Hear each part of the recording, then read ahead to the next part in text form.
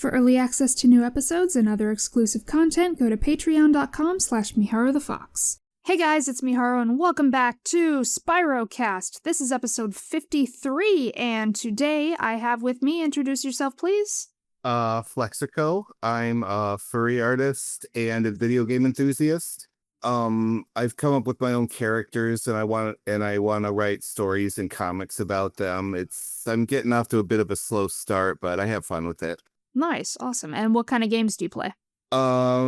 Mostly like lighthearted puzzle games and platformers and a lot of Minecraft. Cool. All right. So, what is your history with Spyro? Well, the original Spyro games were among my favorites while I was growing up. My absolute favorite was the very first Spyro game. I played it for the first time at the dentist's office in the waiting room. There was a PlayStation for kids to play while they were waiting. Cool. What are your other memories with it? Like, after you played the first game, where did you go after that? Oh, well, played it at my cousin's house a lot. And when I got the games for myself, I really enjoyed the characters, the environments. It was all very colorful and a lot of fun. Did you get to play any of the other games, or was it just the first game, or?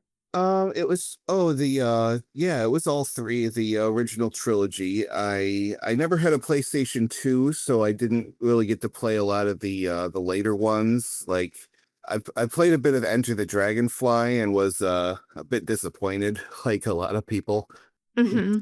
But thanks to the internet more recently, I've been familiarized with Cinder and her story in the Legend of Spyro series, and I found her really interesting because I also had a similarly unpleasant childhood, and it's been a real adventure kind of getting past that, and I feel kind of a kinship with that character.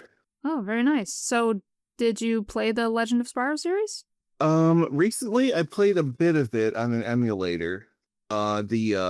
At first I was really kind of weirded out that Sparks talked like normally with a normal voice, but after a little while I really got into it. I really enjoyed like the personality they gave him. He was kind of snarky and kind of trying to tell Spyro, be careful, don't get in over your head, but Spyro just kept plowing on anyway. That was an enjoyable dynamic. Awesome.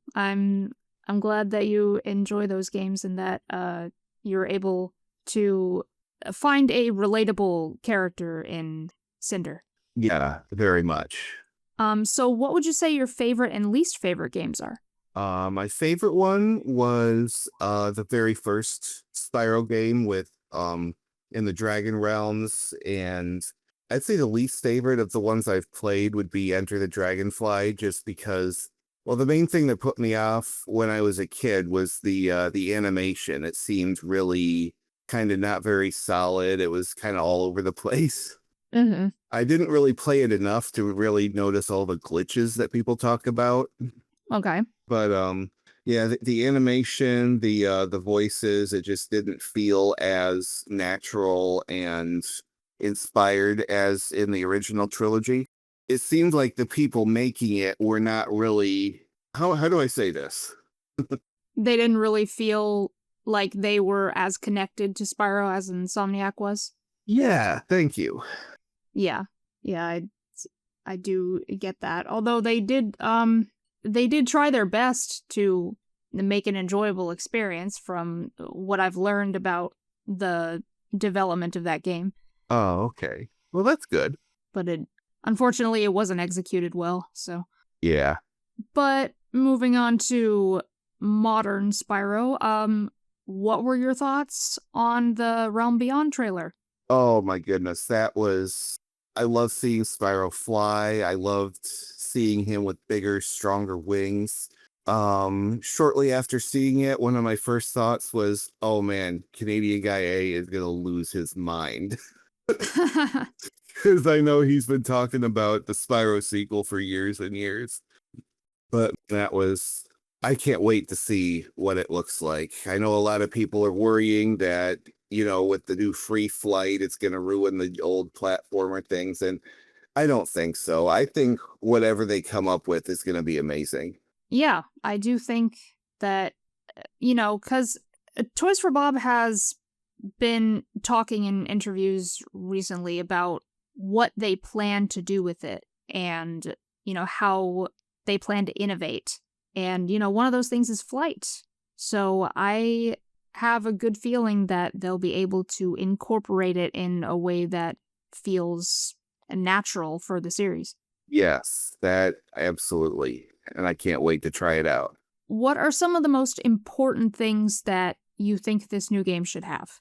Well, I hope it has some return characters. I mean, I know the premise is that Spyro is stranded away from his friends, but I hope it's not just him by himself, and we don't see any of the old characters like Hunter, Bianca, maybe even Cinder, if they can work her in a logical way.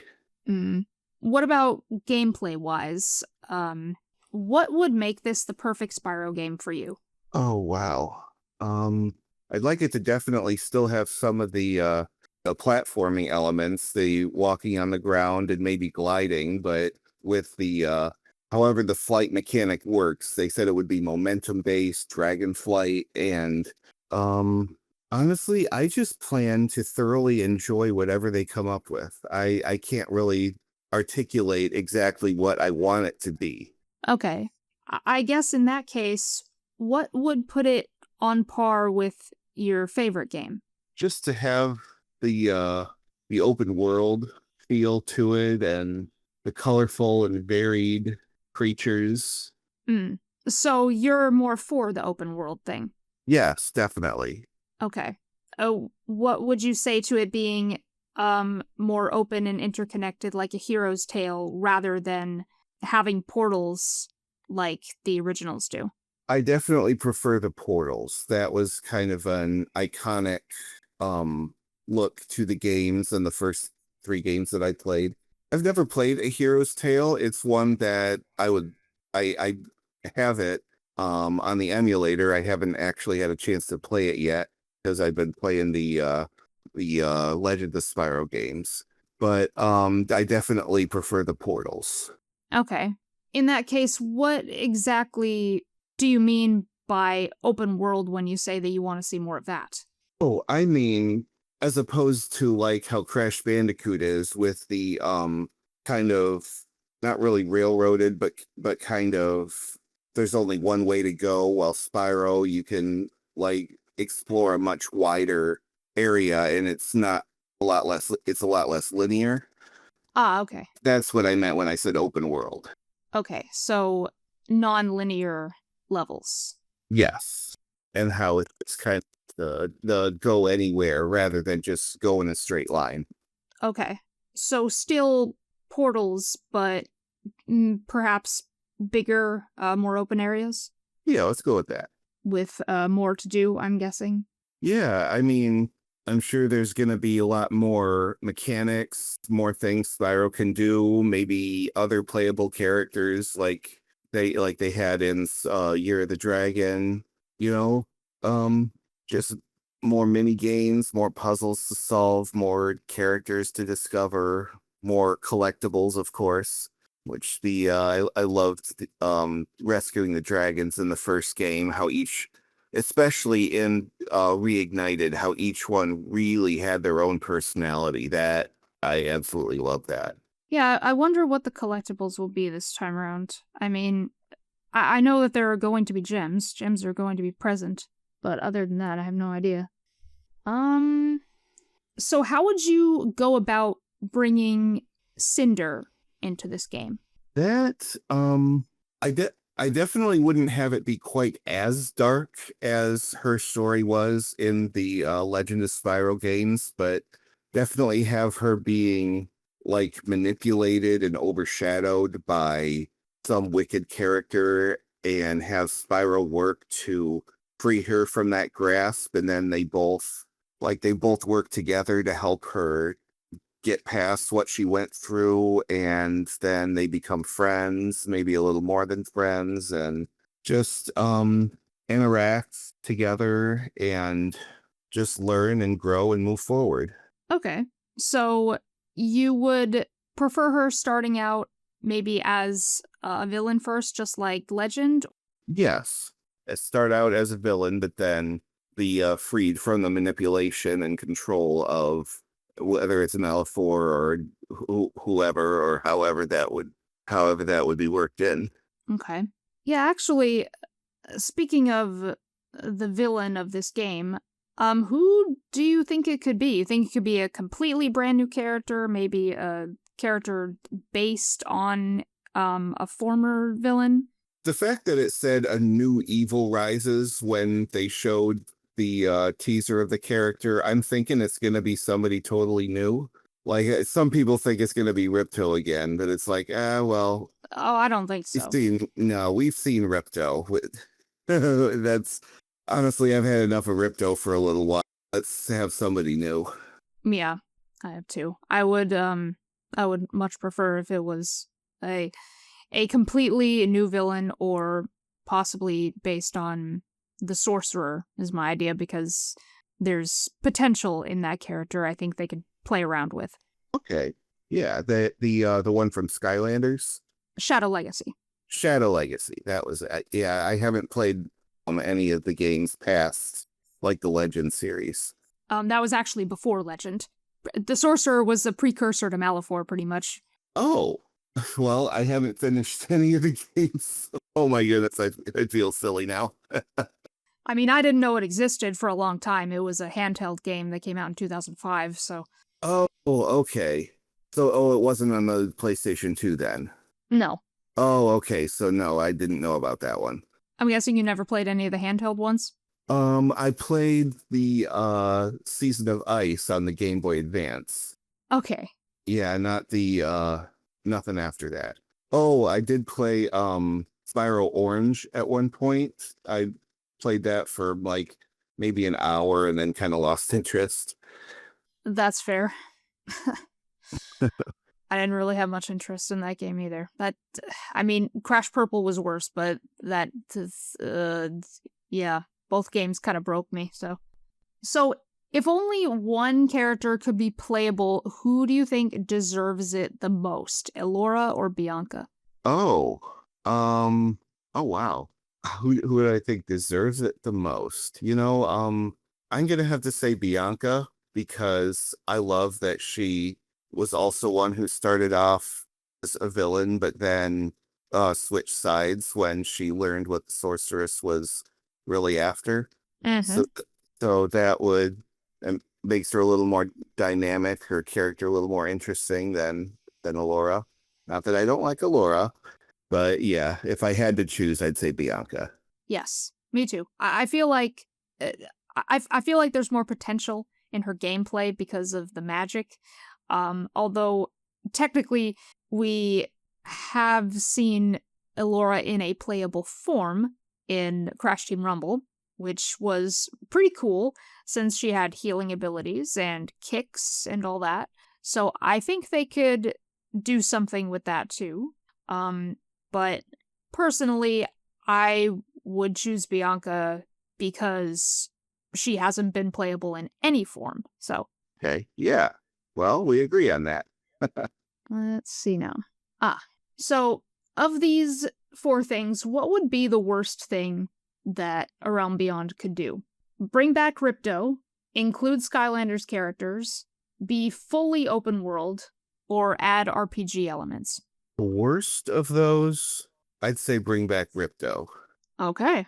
The other ones they don't sound as bad. The RPG elements, as long as it doesn't dominate the game, that actually sounds pretty cool. Okay. If they were to add RPG elements, what could you see really working? Well, some kind of, not necessarily leveling up, but just like the more you play, the stronger Spyro gets. That kind of idea.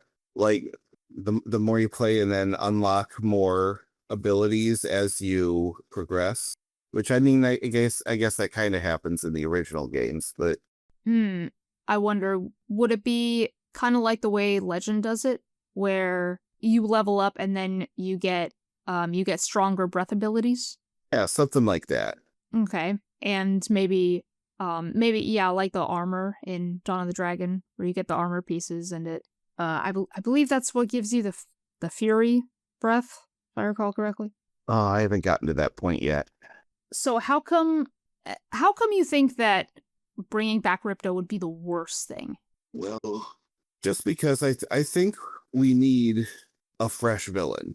Just somebody new, somebody with different motivations, someone, just a fresh personality, I think is what we're looking for. Right. Okay. Yeah. Just so what if he were to return but not as the main villain? Could he be in the game in like some form or another? That's a neat idea. Like have him just not be the main villain, but like what kind of role would he play? Well, there are some people who think he could be working for the main villain, or he'll need to be brought back for a temporary team up with Spyro in order to defeat the villain.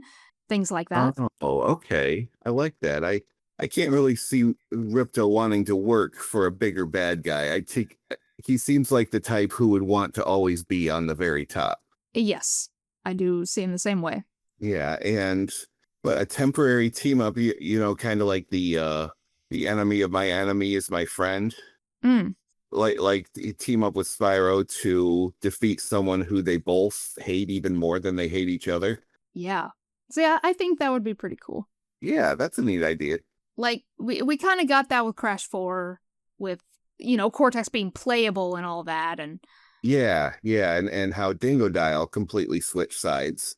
Yeah, so maybe if they bring Ripto back, he can be playable, but I don't know. Personally, I would rather just not see him at all, but... Yeah, I don't really think they'd bring Ripto back for that, but, you know, it wouldn't ruin the game if they did. How about if you could create your own homeworld for Spyro, what would it be? Probably a steampunk kind of mechanical world. I would like to see dragons who like for whatever reason their ability to use magic was decreased for some reason, so they had to rely more on technology to accomplish things. That's really cool. Oh, that's kind of like the Machinist's world, the original like concept for Nasty's world. Oh yeah, that's right. I think it was in one of your videos that you talked about that. Yeah, I've also talked about the Aquafires world, which they wanted to use like water dragons and things. That would have been very interesting. We still haven't seen that. Yeah, that's a really cool idea. Like wasn't the upper area of Aquaria Towers meant to be like a boss arena or something like that? A boss arena. I don't know. Yeah, I heard that somewhere. Like that was originally meant to be for something else, but then it got scrapped and they just made it the upper part of the other level, or the other world, I should say, not really a level. It's possible that was meant to house something else. I know about the arena that's in Dino Mines that was supposed to be a mini boss. Oh, okay. For Agent 9, I think. Yeah, that would make sense. But yeah, I'm not sure about Aquaria Towers. I remember something on a video somewhere. I watch a lot of videos on YouTube, so maybe it was just somebody's weird theory. I don't know. It's possible. But I would like to see the concept for Aquafires come back, because, well, that's assuming there are other dragons in this new world that Spyro's been stranded in. We still don't know about that. Yeah, that's... Oh, what kind of NPCs would you put in a Spyro game? What, like, maybe creatures that we haven't seen before? I'd like to see griffins, actually. Yeah, I was thinking that too. Yeah, like some type of bird creatures. Like we haven't really seen a lot of beaks on the well, other than Sergeant Bird and the hummingbirds. But yeah, like more bird-like creatures I think would be cool. And griffins, I don't think we've seen any griffins in the game so far. No, there haven't been any griffins or phoenixes, other mythical creatures. I just want to see more mythical creatures. I think that'd be really cool. Yeah, yeah. You know what? Yeah, I agree with that. In fact, that was a question that I asked once about if you could make a new Spyro villain that was another mythical creature, like what would it be? New villain. You know what? I think I'd say a phoenix, just to like so his or her attack would be like final attack would be like a big fiery explosion, and then you get to see them reform from their ashes as phoenixes do. That would be really cool. That would be really cool. That would also kind of suck because how would you defeat that villain? That's a very good point. Actually, here's a question. So how do you feel about Stuart Copeland not returning for A Realm Beyond? I'm a little disappointed, but you know, I'm sure whoever does the music is gonna do a great job. Yeah. But yeah, it's a bummer that he's not gonna be involved, like because he was in Reignited, which was really awesome that they like him and Tom Kenny and like whoever else was brought back from who worked on the original games. That was a really cool thing that happened. So it's disappointing that he's not returning to do the music for the new game, but again, I'm sure whoever they find would do almost as good a job. Yeah, I think it'll be fine wherever they get. Because hey, we didn't have him for Hero's Tale, and that still sounded fantasy-like and Spyro-like, and then everyone loves the Legend music. That's gone over pretty well, so. I still sometimes listen to the original Spyro soundtrack on my iPod, but the 2 and 3 they were good, but not really to listen outside the game on a regular basis good. Like the original Spyro was just the best music. Yeah, I still think the first game has the best soundtrack. That's really what says Spyro to me. Mm-hmm. And like you said before, whenever I play the first game, it's like I have to go all the way through and 100% it every time. I can't just leave it be. Exactly. It's one of the only games that I have to fully complete every time I play it. Mm-hmm. In fact, it is the only game that I have to complete every time I play it. I don't think I could do that with any other game, really. Yeah, I still remember playing it as a kid. It was like everything seemed so much bigger. Like for the longest time while I was playing it, it didn't really seem to have an end because I wasn't really old enough to have the kind of skills to really buckle down and complete games. But it's like as I got a little older, start to complete one level at a time, find all the gems, get all the dragons, and then the flight levels were the last ones I got. Those were the most difficult. But Yeah. the last I remember it was Wild Flight, the one in Beastmakers, was the final gems that I got that I was finally able to open Nasty's loot. That was a very satisfying event. Yeah, it was satisfying. That's a great reward. Yeah, it is. Actually, what kind of reward would you like to see for 100% in this new game? Oh, probably something like that. Like in Spyro 1 and Year of the Dragon, it would have like an extra world that unlocks when you get 100%, and then it has like more over the top mini games that are a little more whimsical, a little more crazy than the ones in the regular game that that you can then like get a bunch more gems or more of whatever collectible they end up putting in. That would be a lot of fun. Okay, so would you like to see more like a bonus level or something like Nasty's Loot or the super bonus round rather than the permanent super flame or something from Spyro 2? The permanent super flame is my favorite. Oh, okay. Well, honestly, I never really made use of the permanent super flame. It was kind of even though it was a natural part of the game, it still felt kind of cheaty to me, even though, it was something that was legitimately given to you when you earned it. So I would actually, so half the time when I 100% in Spyro 2, I wouldn't even go in and get the Super Flame. I would would just want to start the game over again without it. Oh, I'm that's interesting. Yeah, I don't know. It just didn't really. I don't know. I don't know why. It just didn't really speak to me the way I guess it does to you. I think it still provides its own bit of a challenge because with the Super Flame, you don't have the spread of your normal flame, so doing the speedways can actually be quite difficult. Oh, yeah. Yeah, because I don't think I ever tried going through the game. You know what? I'm gonna do that now. I never did that as a kid, but I'm gonna go do that now.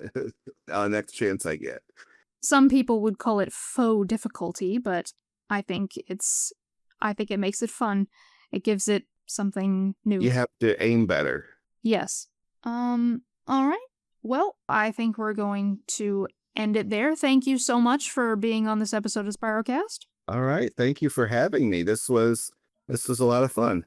Yes, and thank you all of you out there for listening. As always, don't forget to subscribe for more casual gaming content, and I'll see you on the next SpyroCast. Until then, this is Miharu, signing off.